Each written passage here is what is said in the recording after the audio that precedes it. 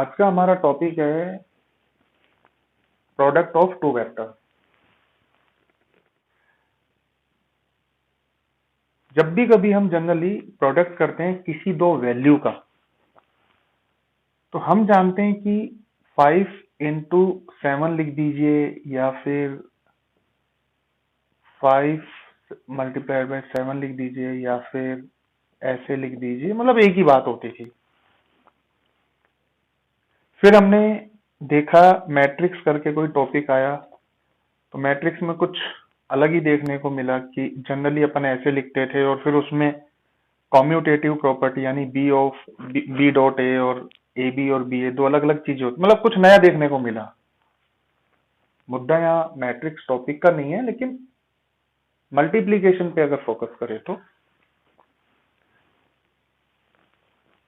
अब यहाँ वेक्टर के केस में अगर हमें किसी भी दो वेक्टर को मल्टीप्लाई करना है,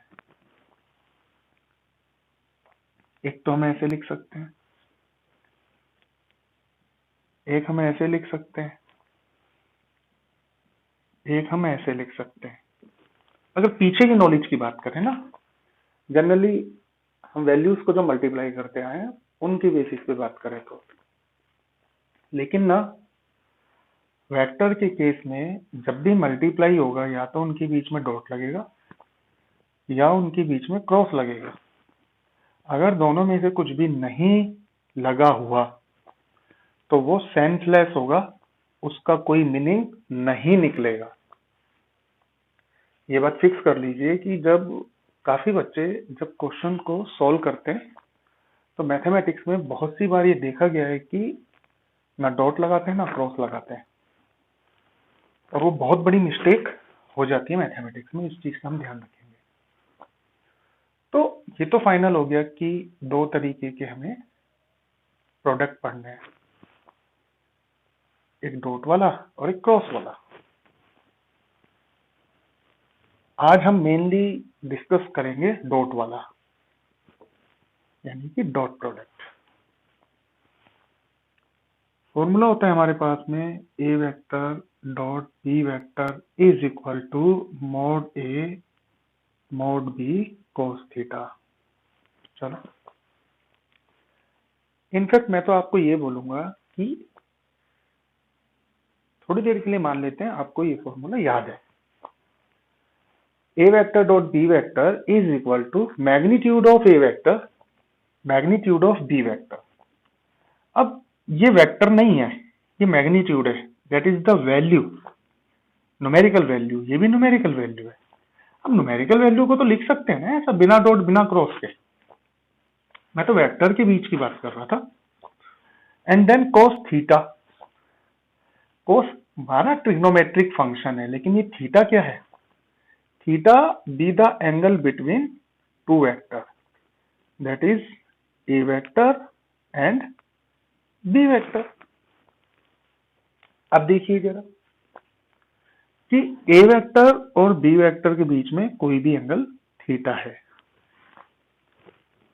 अब मैंने हमारे जो ट्रिग्नोमेट्री के लेक्चर है, यानी क्लास 11th में जो चैप्टर नंबर 3 है ट्रिग्नोमेट्री, उसमें स्टार्टिंग के एक दो लेक्चर में मैंने एंगल का कॉन्सेप्ट बताया हुआ है।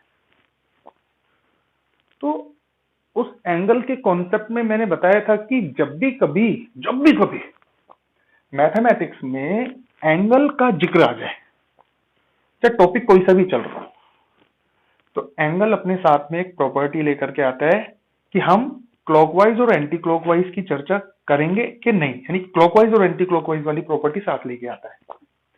और ऐसा नहीं है कि हर जगह हम करेंगे ही करेंगे, और ऐसा भी नहीं है कि हम नहीं करेंगे। ये डिपेंड करता है कि वहां थीटा क्लॉक और एंटी क्लॉक है या नहीं, हमें पता चल रहा है कि नहीं चल रहा, मतलब इंफॉर्मेशन हमें मिल रही है कि नहीं मिल रही।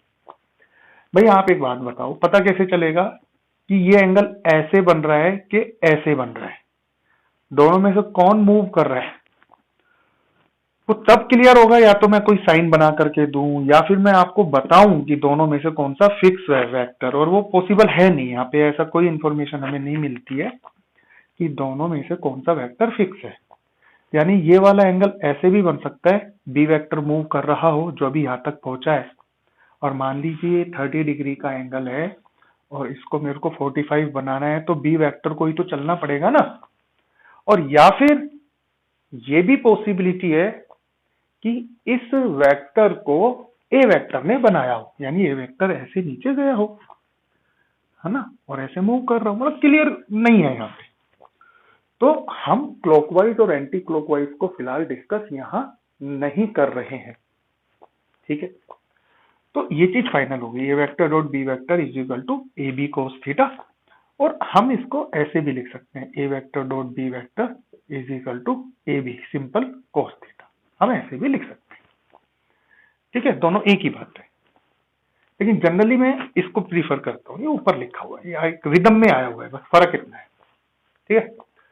तो अब ठीक है, अभी मैं इसको हटा रहा हूं, बाकी आप भी लिख लीजिएगा वैसे तो अब देखिए कि ये जो है ए वेक्टर का मैग्नीट्यूड, ये न्यूमेरिकल वैल्यू है, ये जो बी वेक्टर का मैग्नीट्यूड है ये भी न्यूमेरिकल वैल्यू है, ठीक है। और cos theta is also a numerical value, ठीक है। यानी 3 न्यूमेरिकल वैल्यू आपस में मल्टीप्लाई हो रही है, तो ओवरऑल ये बनेगा तो न्यूमेरिकल वैल्यू ना। तो जब A vector dot B vector numerical value बनेगा, न्यूमेरिकल वैल्यू, और अपन जानते हैं कि प्रोबेबिलिटी के केस में कोई न्यूमेरिकल वैल्यू नहीं होती, उसे हम स्केलर बोलते हैं। भाई दो ही चीजें होंगी, या तो स्केलर होगा या वेक्टर होगा। हर नंबर, हर कांस्टेंट को हम स्केलर बोल सकते हैं। तो जब आंसर इसका स्केलर आ रहा है, तो ये तो ऐसा प्रोडक्ट हो गया जिसका आंसर स्केलर है, इसलिए इसको स्केलर प्रोडक्ट भी कहा जाता है। अब जनरली ये देखा गया है कि जो नंबर होते हैं ना वो 3 तरीके के होते हैं, माइनस, 0 और प्लस, यानी नेगेटिव, 0 और पॉजिटिव। तो जो मैग्नीट्यूड होता है ना, सवाल ही पैदा नहीं होता कि वो माइनस के हो जाए, ठीक है। लेकिन मैग्नीट्यूड 0 हो सकता है स्पेशल केस में, जिसे जीरो वेक्टर कहते हैं, वरना किसी वेक्टर का मैग्नीट्यूड तो प्लस ही रहता है। जनरली तो ऐसा होता है, लेकिन ये स्पेशल केस है, ठीक है। लेकिन चलो अब थोड़ी देर के लिए बात कर लेते हैं कि अगर ए वेक्टर की लेंथ 0 हो सकती है क्या, बी वेक्टर की लेंथ 0 हो सकती है क्या। लेंथ 0 अगर हो गई तो ये जो एंगल बना हुआ है इसकी पोजीशन पे थोड़ा सा विचार कर लेते हैं। ये बी वेक्टर है मान लीजिए, और ये ए वेक्टर है। देखो, एंगल को बनने के लिए पहले तो एक बात समझना कि एंगल को बनने के लिए क्या क्या चीज चाहिए। मोटी मोटी सी बात है, दो एंगल तभी बनते हैं जब कुछ लाइन जैसी चीज हो, मीन्स की वेक्टर हो सकता है, मेरे को आगे नहीं देखना है, एरो का साइन नहीं देखना है थोड़ी देर के लिए, मान के चलो, लेकिन मेरे को ऐसी बॉडी देखनी है कि जैसे ये देखो, ये बॉडी जो जा रही है लाइन जैसी है, ये देखो लाइन जैसी है, और इसकी लेंथ कुछ तो हो। अब मान लीजिए 10 है या 5 है, उससे फर्क नहीं पड़ता, एंगल पे कोई फर्क नहीं पड़ता। तो फिलहाल मान लो कि बी वेक्टर की लेंथ 10 है, तो ठीक है, एंगल बन रहा है। अब मैं बी वेक्टर की लेंथ 5 कर देता हूं, एंगल तो अब भी बन रहा है। 5 से 4 कर देता हूं, एंगल अब भी बन रहा है। 4 से 3 कर देता हूं, एंगल अब भी बनेगा। 3 से 2 कर देता हूं, एंगल अब भी बनेगा। 1 कर देता हूं, एंगल अब भी बन जाएगा। लेंथ आधी कर देता हूं, हाफ कर देता हूं, एंगल अब भी बन जाएगा। लेकिन अगर मैं लेंथ को 0 कर दूं, that is the zero vector, point बना दूं, तो अब एंगल नहीं बन पाएगा, टिक ही नहीं पाएगा, एंगल बन ही नहीं रहा। और जब एंगल ही नहीं बनेगा तो ये चीज एग्जिस्ट ही नहीं करेगी। तो ये एग्जिस्ट क्यों नहीं कर रही है, क्योंकि एंगल नहीं बना। एंगल क्यों नहीं बन रहा है, क्योंकि ये लेंथ 0 हो गई बी वेक्टर की। और बी वेक्टर की लेंथ 0 क्यों है, क्योंकि बी वेक्टर जीरो वेक्टर है। इसलिए ये रूल बना दिया गया आज के बाद में, आप स्टार्टिंग में लैंग्वेज देखेंगे कि ए वेक्टर और B vector non zero vector होंगे। ये रूल बना दिया गया। और नॉन जीरो वेक्टर जो होते हैं उनकी मैग्नीट्यूड जीरो नहीं होती है। तो मैग्नीट्यूड माइनस हो नहीं सकती, जीरो हम होने नहीं दे रहे, तो ये तो सिर्फ ए की वैल्यू देगा प्लस, और ये भी ए की वैल्यू देगा, एक ही तरीके की वैल्यू देगा प्लस। तो ये भी प्लस दे रहा है, ये भी प्लस दे रहा है। ठीक है, अब बच गया ये कोस थीटा। अब मैंने पूछा कि भैया आप कैसी वैल्यू दोगे, तो कोस कह रहा है कि देखो ये डिपेंड करता है थीटा पे। मैं बोला कैसे? बोला डिपेंड ये करता है कि थीटा मिनिमम कितना होगा। मैंने कहा यार मिनिमम तो देखो बी वेक्टर ऐसे है, ज्यादा से ज्यादा यूं हो जाएगा, तो मिनिमम तो 0 हो गया। तो बोले चलो मिनिमम हो गया थीटा 0 डिग्री, ठीक है। और मैक्सिमम, मैंने कहा देखो ऐसे चलते चलते चलते चलते 90 हो गया, चलते चलते चलते चलते चलते चलते 180 हो गया। और 180 तक तो ठीक है ना, हम सेटिस्फाई भी रहते हैं कि भाई मूव कर रहा है 90 और 180, लेकिन 80 से जैसे नीचे जाता है तो मान लीजिए कि ये डायरेक्शन का एंगल बन गया। सपोज कीजिए, सपोज करने की मैं बात कर रहा हूं कि ए वेक्टर और ऐसे एंगल बन गया बी वेक्टर। तो ये जो एंगल बन गया ये बन गया 225, ठीक है। ऊपर से बन गया बड़ा और नीचे से बन रहा है 135,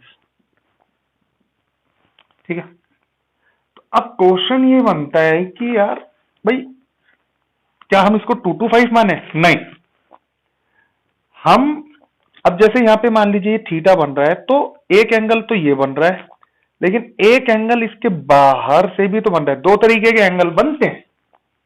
कल को एक वेक्टर ये है और एक वेक्टर ये है, अगर ये 30 डिग्री है, एक एंगल ये बन रहा है ना, तो कभी तुमने नोट किया दो एंगल बनते हैं दो वेक्टर के बीच में, एक तो 30 डिग्री और एक 360 डिग्री।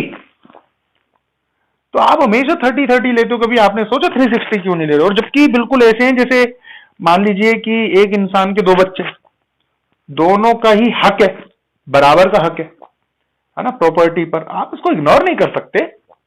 लेकिन हमने ये 330, लेकिन हमने 330 को नहीं लेते हैं, इग्नोर करते हैं, क्योंकि हम दोनों में से किसी एक को ले सकते हैं।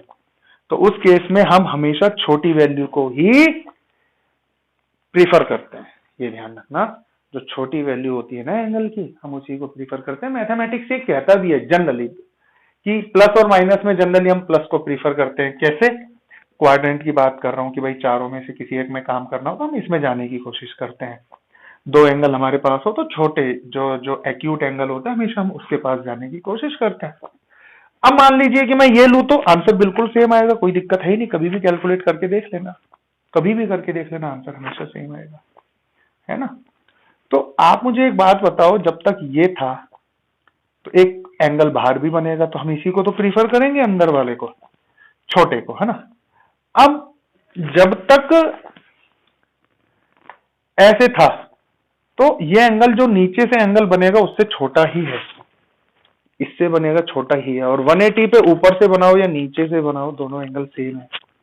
लेकिन जैसे आप नीचे ले जाओगे तो ऊपर वाला बड़ा हो गया और नीचे वाला छोटा हो गया, फिर अब मैं ऊपर वाले एंगल को इग्नोर कर दूंगा और अब उल्टे वाला एंगल ले लूंगा, नीचे वाला।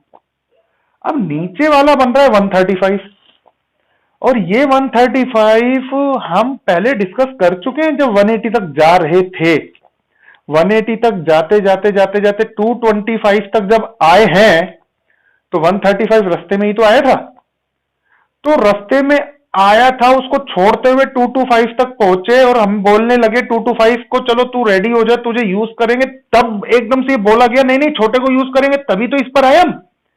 उससे पहले तो 135 से होते हुए तो हम आगे आ चुके हैं ना।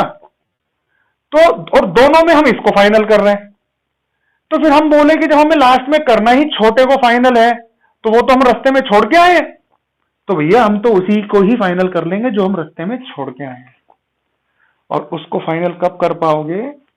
जब आप ये फाइनल कर लो कि हम इसको ज्यादा आगे तक लेकर ही नहीं जाएंगे, लास्ट 180 तक ही जाएंगे।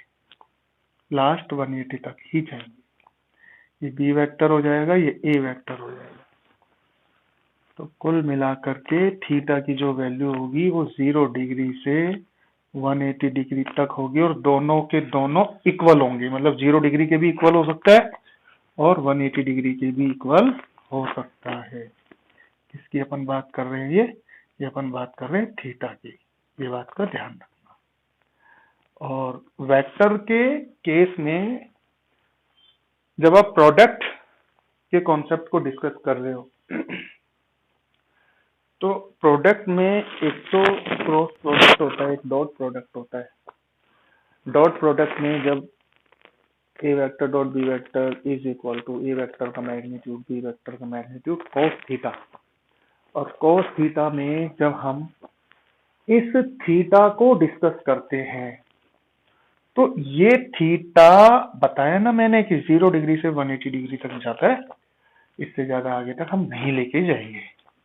ठीक है, अब एक एंगल की बात और कर लेता हूं मैं।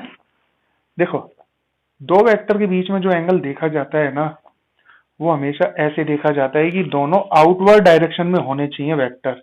ये हमेशा ध्यान रखना, है ना।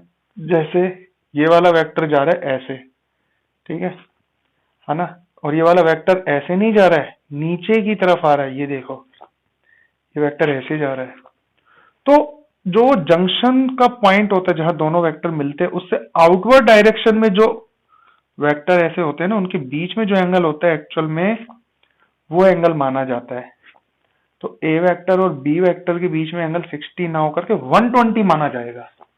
यहाँ पे भी देखो आउटवर्ड डायरेक्शन में दोनों, ये ध्यान रखना। यहाँ से क्वेश्चन जनरली फ्रेम कर दिया जाता है, बना दिया जाता है।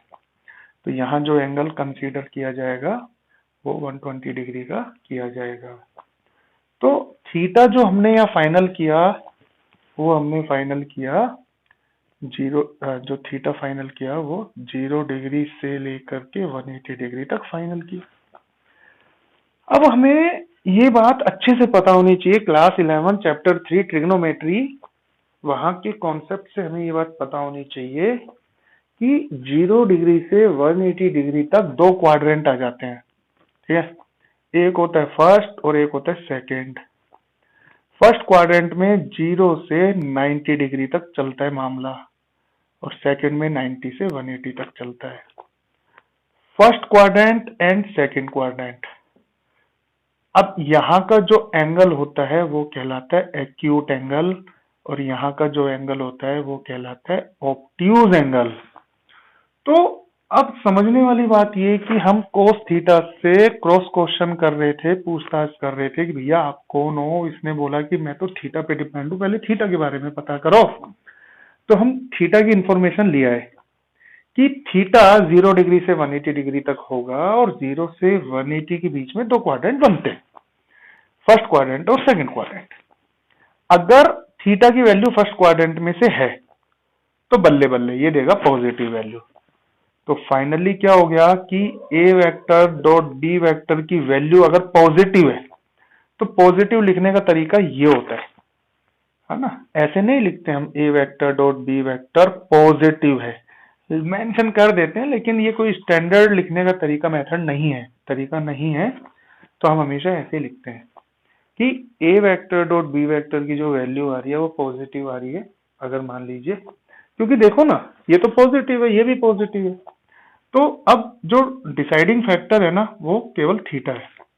अब थीटा की वैल्यू अगर फर्स्ट क्वाड्रेंट में से है तो कोस थीटा की वैल्यू तो पॉजिटिव ही आनी है। तो ये टोटल वैल्यू तो पॉजिटिव आएगी ना। पॉजिटिव कुछ भी आ सकती है, 2, 5, 7 कुछ भी। तो ऑटोमेटिक समझ जाना कि ये सारा का सारा जो श्रेय जाता है ना वो थीटा को जाता है, और थीटा कैसा हो जाएगा, छोटा हो जाएगा, एक्यूट एंगल हो जाएगा, एक्यूट एंगल। ठीक है, लेकिन अगर ये हुआ सेकंड क्वाड्रेंट में से तो ये वाली जो वैल्यू होगी वो नेगेटिव हो जाएगी। तो उस केस में अब जो ये आएगा ये लेस देन 0 हो जाएगा। लेस देन 0 का आने का ये जो श्रेय जाएगा ये किसको जाएगा, ये जाएगा थीटा को। थीटा हो जाएगा ऑब्ट्यूज एंगल, ऑब्ट्यूज एंगल। ठीक है, ये जो श्रेय जाएगा हो जाएगा थीटा को, और थीटा कैसा हो जाएगा, थीटा हो जाएगा ऑब्ट्यूज एंगल। तो अब A vector dot B vector greater 0 का केस हो गया, लेस देन 0 का केस हो गया, यानी कि फर्स्ट क्वाड्रेंट का एंगल, सेकंड क्वाड्रेंट का एंगल। लेकिन अब जो ये बाउंड्री का एंगल बच गया, अगर मान लीजिए थीटा की वैल्यू 90 डिग्री होती है, तो जैसे ही 90 डिग्री यहाँ आता है तो इसकी वैल्यू हो जाती है 0, और इसकी वैल्यू 0 होने का मतलब है कि ये सारा हो जाएगा 0। उस केस में A vector dot B vector की वैल्यू 0 आ जाएगी, यानी A vector dot B vector is equal to 0। और ऐसा कब होगा? जब ए वेक्टर और बी वेक्टर आपस में परपेंडिकुलर हो।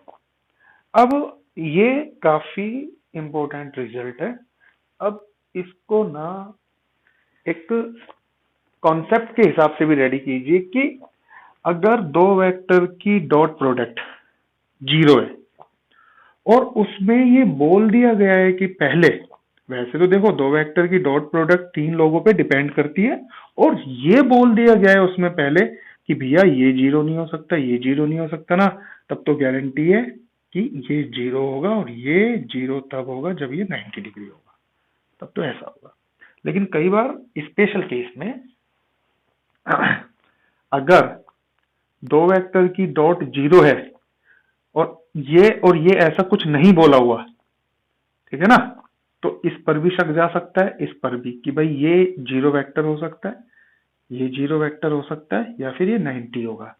लेकिन अगर हमने ये मना कर दिया कि ये 0 नहीं है, ये भी 0 वेक्टर नहीं है, ए वेक्टर और बी वेक्टर की मैं बात कर रहा हूँ, है ना, तो उस केस में अगर ये दोनों 0 है ही नहीं, ये दोनों वैल्यू 0 है ही नहीं, तब थीटा 90 डिग्री होगा।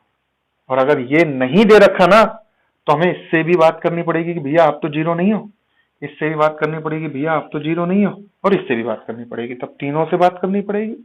और अगर इसके बारे में मना कर दिया, इसके बारे में मना कर दिया, तो डेफिनेटली फिर दोनों वेक्टर आपस में परपेंडिकुलर है। तो ये एक रिजल्ट बन गया कि जब भी दो वेक्टर आपस में परपेंडिकुलर है, तो आप ना इसको लिखेंगे कब? जब ए वेक्टर 0 नहीं हो और बी वेक्टर 0 नहीं हो, तो डेफिनेटली दो वेक्टर परपेंडिकुलर है, तो आपको सुनाई देना चाहिए कि दोनों वेक्टर की डॉट 0 है। और अगर दोनों वेक्टर की डॉट 0 है, ठीक है, और ऐसा दे रखा है, तो आपको सुनाई देना चाहिए कि दोनों के दोनों वेक्टर आपस में परपेंडिकुलर है।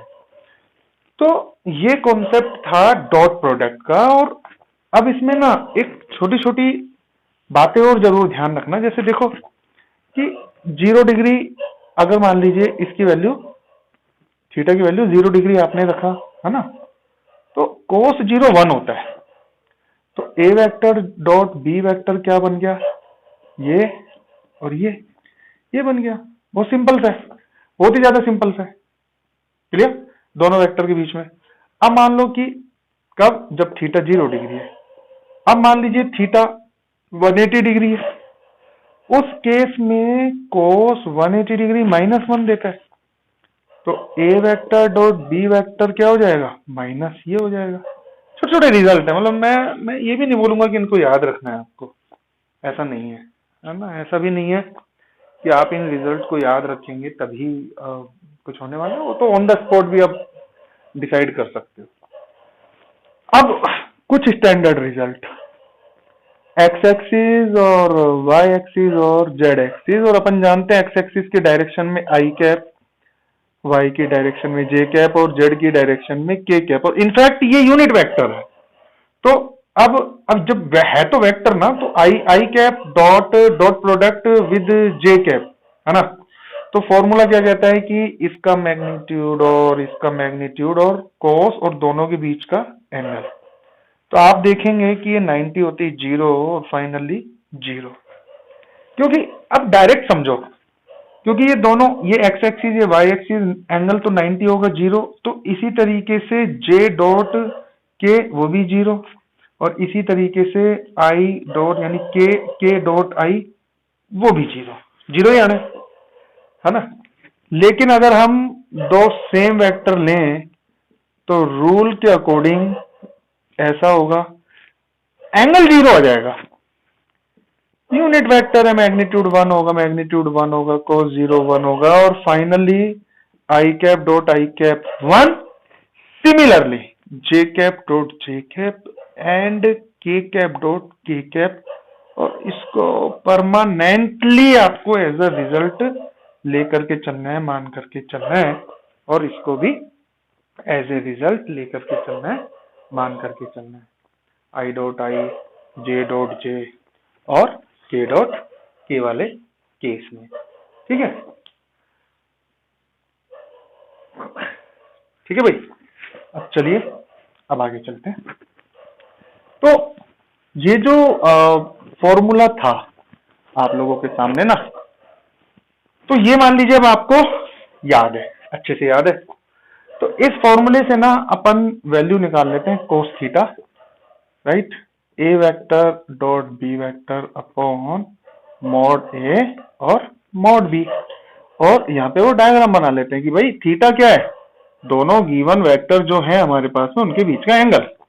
तो भैया सही मायने में इससे ज्यादा ना ये रिजल्ट यूज होता है, इससे ज्यादा तो ये रिजल्ट यूज होता है क्या, कि जब भी दो वेक्टर के बीच का एंगल फाइंड करने का कॉन्सेप्ट आ जाए ना, जब भी कभी दो वेक्टर के बीच का एंगल फाइंड करने का कॉन्सेप्ट आ जाए, तो मेक इट अ पॉइंट, गांठ बांध लीजिए कि हमेशा यही फॉर्मूला आप यूज करेंगे कि दो वेक्टर के बीच में एंगल फाइंड करने का कॉन्सेप्ट आ जाए तो cos theta is equal to cos theta वाला कॉन्सेप्ट यूज करेंगे। यही स्टैंडर्ड रिजल्ट है, इसी का ही आप यूज करने वाले, दोनों वेक्टर की डॉट अपॉन में दोनों वेक्टर का मैग्नीट्यूड।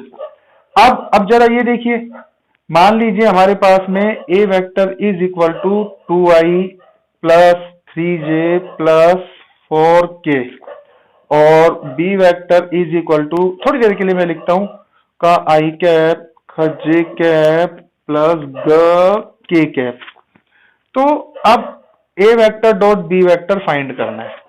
अब वैसे तो देखो दोनों के बीच में एंगल का कोई जिक्र नहीं है, अगर मैं ये वाला फॉर्मूला अप्लाई करता हूं तो मुझे एंगल चाहिए, लेकिन हम एक काम भी कर सकते हैं कि 2i प्लस 3j प्लस 4 के रिजल्ट को कुछ यूज कर सकते हैं। डॉट बी वेक्टर मैंने लिखा के आई प्लस के जे, मतलब ट्रैक से हट करके थोड़ा सा काम करने की कोशिश कर रहे हैं, फॉर्मूला यूज नहीं कर रहे हैं, एंगल नहीं है ना, तो ट्रैक से हट करके जो एक ट्रेडिशनल मेथड है ना मल्टीप्लाई का, भाई मैंने क्या किया, ए वेक्टर डॉट बी वेक्टर रखा, दोनों की वैल्यू रखी। आमतौर पे तो हम मल्टीप्लाई ऐसे करते हैं, ये गया मल्टीप्लाई होने सबके साथ में, तो आई कैप के साथ में जो ये 2 बैठा है और यहाँ कै, तो ये हो जाएगा 2 कै। तो ये डॉट तो सही मायने में वेक्टर के बीच में ही है, आज मैंने सबसे पहले तो यही तो बताया ना, तो डॉट को तो भैया वेक्टर ले जाएंगे, दे दो भैया, हम जिंदा ही तभी हैं, डॉट ये क्रॉस हमारे बीच में लगे। फिर इसी तरीके से ये जब इसके पास में जाएगा तो ये हो जाएगा 2 ख, और ये डॉट जे, और इसी तरीके से ये जब इसके पास में जाएगा तो ये हो जाएगा 2 ग और आई डॉट के, और इसी तरीके से जब ये आगे जाएगा तो ये हो जाएगा 3 का और जे डॉट आई कैप, और ये जब इसके साथ में जाएगा तो 3 का और ये हो जाएगा जे डॉट जे, और इसी तरीके से ये जब इसके साथ में जाएगा तो ये हो जाएगा 3 के और जे डॉट के, और ये जब इसके साथ में जाएगा तो ये हो जाएगा 4 के डॉट आई, और ये जब इसके साथ में जाएगा तो ये हो जाएगा 4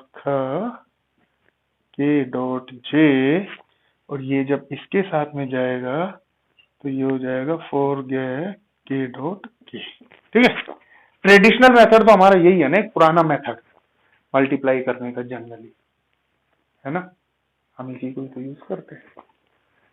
लेकिन अभी थोड़ी देर पहले रिजल्ट की बात करें तो हमें पता है आई डॉट आई ये 1 होता है, ठीक है, 0 0 जो डिफरेंट है 0, डिफरेंट है 0, डिफरेंट है 0, डिफरेंट है 0, तो एक तो ये वैल्यू बची, एक ये वाली वैल्यू बची, एक ये वाली वैल्यू बची, और ये जानते 1, 2 का 3 का 4 गया, तो ये रिजल्ट आया, ये मान लीजिए। तो आज के बाद ना ऐसा कुछ हम करने वाले नहीं, हम डायरेक्ट करेंगे कि i वाला मल्टीप्लाई होगा i के साथ, j वाला j के साथ, k वाला k के साथ, सीधा। तो सीधा ही करना है। मैंने बताया इसका यूज कोई नहीं करता है, वो तो एंगल एक्चुअल में यहां से यहां इसका यूज होना है बहुत ज्यादा। तो जब भी दो वेक्टर का हम डॉट प्रोडक्ट करेंगे, वेक्टर अपने पास में हो तो सीधा मल्टीप्लाई करना है, ऐसे करना है। और अगर फॉर्मूले की बात करेंगे तो फॉर्मूला एंगल निकालने के लिए हमें यूज में लेना है। ठीक है भाई। तो बच्चा लोग एक छोटा सा बस कॉन्सेप्ट और था कि अब अगर आप यहां पर B vector dot A vector निकालोगे, कैलकुलेट करोगे, है ना, मैं इसको हटा देता हूं, है ना, तो जरा देखिए। तो बी पहले ले लो, क्या 2 से मल्टीप्लाई होगा तो फर्क क्या पड़ेगा, 2 के, और इसी तरीके से 3 के, और इसी तरीके से 4 के, मतलब न्यूमेरिकल वैल्यू आनी है ना, इसलिए A vector dot B vector is equal to B vector dot A vector, एक ही बात है। ठीक है। और इससे भी ज्यादा एक इंपॉर्टेंट रिजल्ट, मान लीजिए हमारे पास ए वेक्टर है 2i 3j 4k कैप। ठीक, मैं आपसे कहता हूं कि ए वेक्टर का मोड कैलकुलेट कीजिए, तो ये आ गया 2 square 3 square 4 square root 29। Root पसंद नहीं है इसलिए मैंने कह दिया नहीं नहीं इसको स्क्वायर कर लीजिए, तो फाइनली ये आ गया नंबर 1।